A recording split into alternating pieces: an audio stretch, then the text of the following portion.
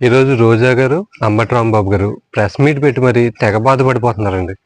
ఏ విషయం మీద అంటే మద్యం కుంభకోణం విషయంలో కసిరెడ్డిని పోలీసులు అదుపులోకి తీసుకున్నారు. అదేవిధంగా కాదాంబరి జత్వాని కేసులో పిఎస్ఆర్ ఆంజనేయుని అరెస్ట్ చేయడం జరిగింది.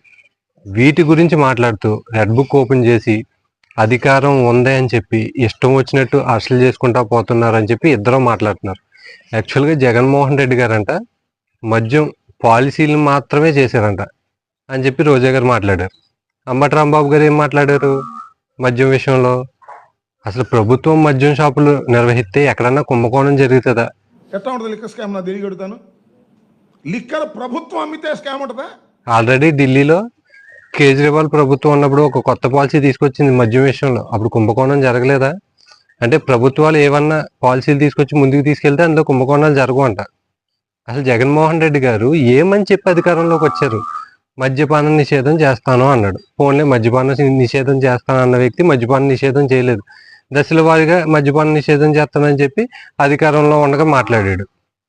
పోనీ అదన్నా సక్రమంగా చేశారంటే అందులోనే లేదు. 5 ఏళ్ల పాటు వైసీపీ అధికారంలో ఉన్నప్పుడు మద్యం విచ్చలవిడిగా అమ్ముడైంది. వాళ్ళేమీ అమృతం ఏం పంచిపెట్టలేదు, జనాలకి మద్యమే పంచిపెట్టారు. మద్యపాన నిషేధం చేస్తానన్న జగన్మోహన్ రెడ్డి గారు మద్యం దుకాణాలు పెట్టుకుంటే చక్కగా వ్యాపారం చేసుకున్నారు ప్రభుత్వం ఉండగానే. ఈరోజు ఆ కసిరెడ్డిని ఎవరినో తీసుకొచ్చి ఆ మద్యం కుంభకోణంలో జరిగిన విషయాల మీద సిట్టువారు విచారణ చేయాలంటే అసలు తప్పే జరగలేదంటారు. అసలు ముందు విచారణ చేయాలి కదా. పోనీ ఆ కసిరెడ్డిని పక్కన పెడదాం కాసేపు. విజయసాయి రెడ్డి గారు ఏం చెప్తున్నారు బయటకు వచ్చి?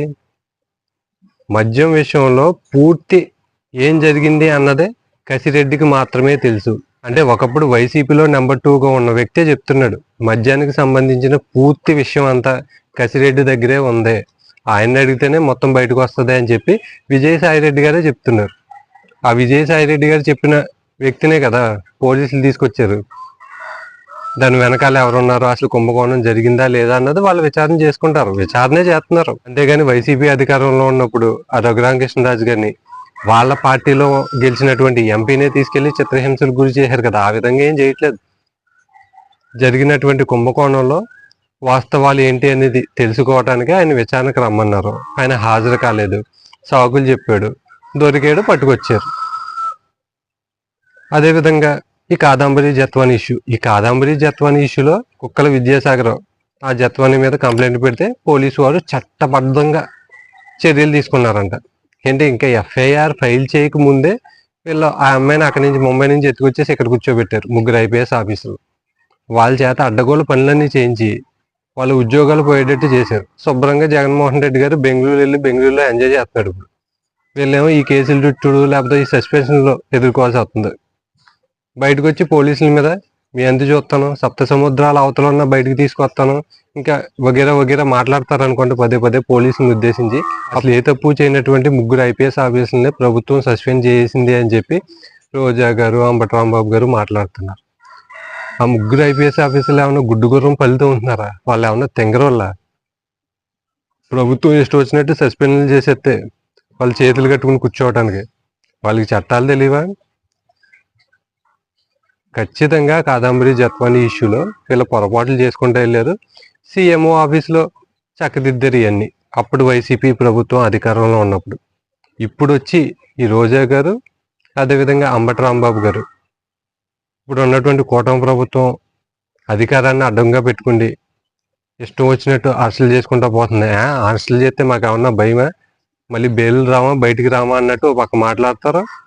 మళ్ళీ ఈ అరెస్టులు ఏంటి, లోకం ఏంటి, ప్రభుత్వ వ్యవహారం ఏంటి అని మాట్లాడడం జరుగుతుంది. మమ్మల్ని అందరం జైల్లో పెట్టి జైల్లో చచ్చిపోతామే, రాదా బెయిల్?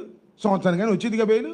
ఈ ప్రెస్ మీట్లో హైలైట్ విషయం ఏంటంటే కూటమి ప్రభుత్వం అధికారంలోకి వచ్చిన తర్వాత కేవలం ఈ 9-10 నెలల కాలంలోనే వాళ్ళ మీద జనంలో తీవ్రమైన వ్యతిరేకత వచ్చేసింది. ఆ విషయం తెలుసుకోలేకపోతున్నారు వీళ్ళు. బయటికి వెళ్ళి తెలుసుకోండి అని చెప్పి అంబటి రాంబాబు గారు మాట్లాడుతున్నారు. 11 మాసాల్లో ఇంతగా ప్రజా వ్యతిరేకత పెరిగినటువంటి ప్రభుత్వం ఆంధ్ర రాష్ట్రంలోనే కాదు, భారతదేశంలోనే లేదు.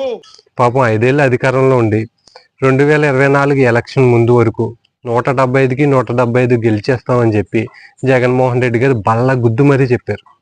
అప్పుడు వీళ్ళ మీద వ్యతిరేకత ఎంత ఉందో తెలుసుకుంటుంటే కనుక ఆ 11 సీట్లకి దిగజారిపోవద్దు. పోనీ ఆ 11 సీట్లకి దిగజారిపోయిన తర్వాత కూడా కళ్ళు ఏమన్నా తెరిచి మాట్లాడుతున్నారా? కళ్ళు ఏమన్నా తెరిచి పనులు చేస్తున్నారా అంటే అవే సాకు కళ్ళు, అవే ఫేక్ వార్తలు, అవే ఫేక్ ప్రచారాలు. ఎక్కడా తప్పు జరగలేదు. అన్నొచ్చాడు, బటన్ నొక్కేసాడు. మద్యపాన నిషేధం చేస్తానన్న వ్యక్తి మద్యపాన నిషేధం చేశాడా? జగన్మోహన్ రెడ్డి గారి ప్రభుత్వం అధికారంలో ఉన్నప్పుడు మద్యం అమ్మలేదా? అమృతం అమ్మారా? జగన్మోహన్ రెడ్డి గారు పాలసీ తీసుకొస్తే అందులో స్కాములు జరగవా? ప్రభుత్వం చేతిలో మద్యం దుకాణాలు ఉంటే స్కాములు జరగవా? ఏమన్నా రాజముద్ర వేసారేంటి అందులో స్కాములు జరగవు అని చెప్పి? 5 ఏళ్ళు పరిపాలించి ఎందుకు ఓడిపోయారు, 11 సీట్లకి ఎందుకు పడిపోయారు అన్న విషయం తెలియదు. కానీ ఇప్పుడు ఉన్నటువంటి ప్రభుత్వం 8-9 నెలల కాలంలోనే ప్రజల్లో వ్యతిరేకత వచ్చేసింది. ఆ విషయం వాళ్ళు తెలుసుకోవట్లేదు అని చెప్పి బయటకు వచ్చి మాట్లాడతారు. అంతేలే, మీదేం తప్పేం లేదులే.